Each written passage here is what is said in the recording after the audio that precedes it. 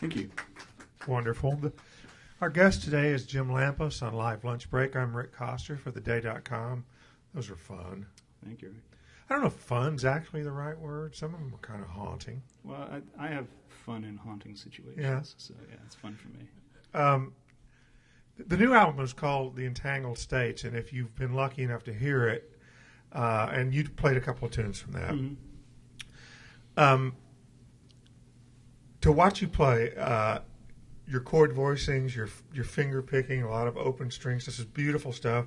But on the new record, there's a strong emphasis on piano. Right.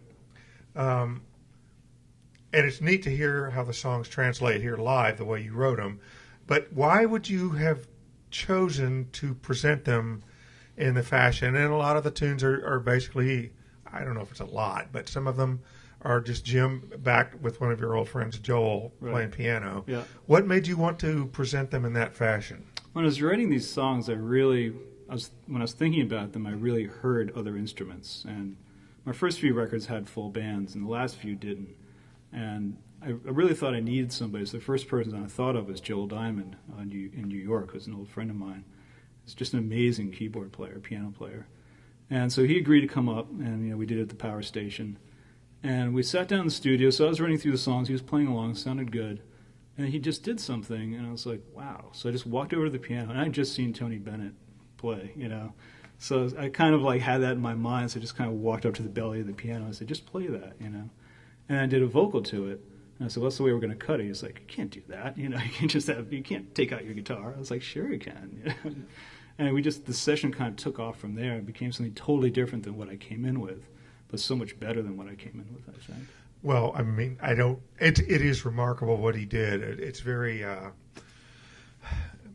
a lot of piano arpeggios and stuff. It's very beautiful. I wouldn't say it's better. This sounds tremendous too, but I think it's real courageous and cool that you would present the record that way.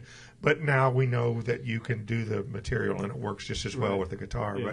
But anyway, I thought it was a really fun idea and neat that you would do it. When you write, first of all, maybe it's just me picking up things that resonate with me. But I hear on the tunes that are more personal or relationship oriented, a lot of allusion to sort of carnival or fair imagery, a lot of season imagery. That, for some reason, the older I get, makes me think nostalgia, maybe bittersweet. Is any of that going on, or am I just... Oh, all of that's going on, definitely. Yeah, there's always a lot of carnival in everything I do. I mean, I kind of live in a carnival-y area. And it's carnival-y? Yeah, it's a beach town. It's a beach town they forgot to shut down, this place that I live in.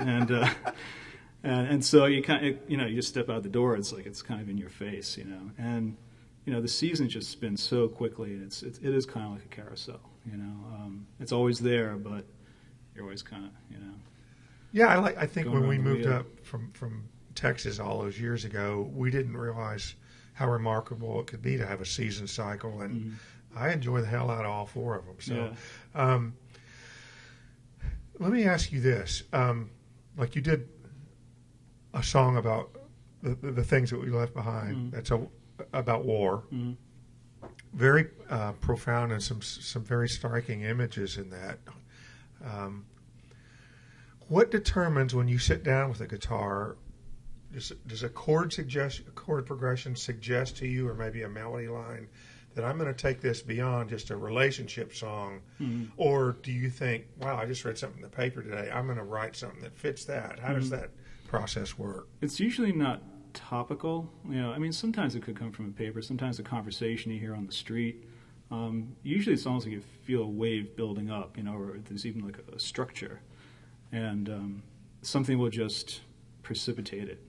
I don't really go into writing with the idea I'm going to come out with something specific. I just kind of let it happen. But as I work on the song, I always want to bring a couple other elements in. Very few songs are about just one thing. I try to make it a little dimensional. So there's usually 2 or 3 things going on in a song that I try to connect together. And that's the only thing that I kind of try to put myself into when I do it. Otherwise, I just kind of let the song flow.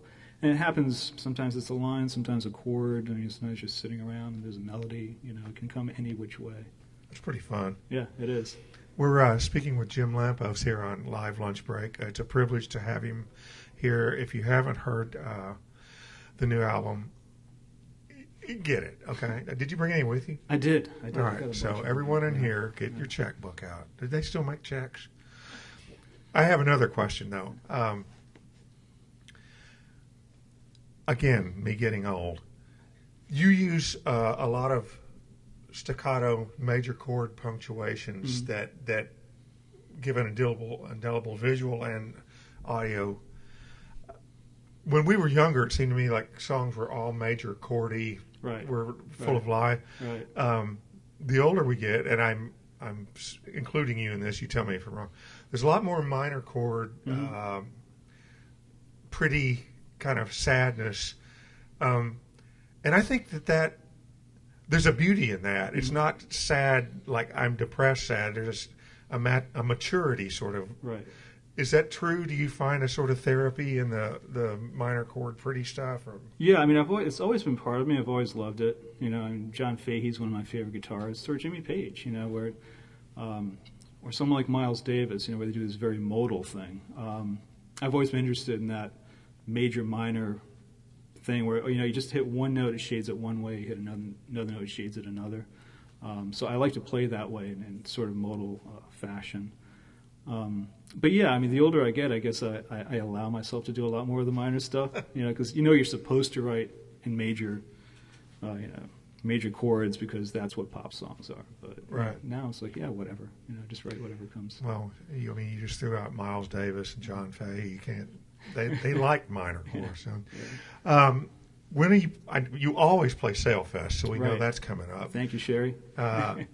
And where else can we see you in the near future? All right, Sailfest is on July 10th. I'm playing the Shoreline Acoustic Music Festival. That's part of SAMS. And this will be Sunday the 10th at 4 o'clock. And then on July 30th, a Saturday, between 1 and 3, I'm playing Old Lime Midsummer Festival. Perfect. Down on Lime Street. And got something else coming up after that. Well, I have a Central Park Band Show coming up in September 18th. It's the Vigil for Peace that I do every year. That'll be nice. Yeah, it's fun. The autumn will be coming on. It is, yeah. Central Park's beautiful. Before I let you get back to the music, which everybody would probably appreciate, although I have tried to ask some intelligent questions, and occasionally one does pop out at me, let me say this. We are also in the presence of an author here because in conjunction with Michaela Pearson, you wrote a book called The Remarkable Women of Old Lyme. Mm-hmm. How did that happen? What inspired it? Where can people find that? Well, living in that beach town they forgot to shut down, there was a book before that called Rum Runners, Governors, Beachcombers, and Socialists. And the reason we wrote that is kind of looking around going, it's a question everyone asks when they go down there, what's going on here? So try to figure that out. So start all the way back with the geology and through Native American history, through the socialists who founded the beach, and kind of try to come up with a few suggestions as to why it is the way it is. And then we're doing a talk at the museum, I think, and the History Press was there. They had some of their authors there. They saw us. They're like, hey, why don't you write for us? So we have another one coming out at the end of the year about the American Revolution. Tremendous. Yeah. I like it. Will you do us the honor of playing a few more tunes? I would love to. Thank you guys for being here on Live Lunch Break. This is Jim Lampos.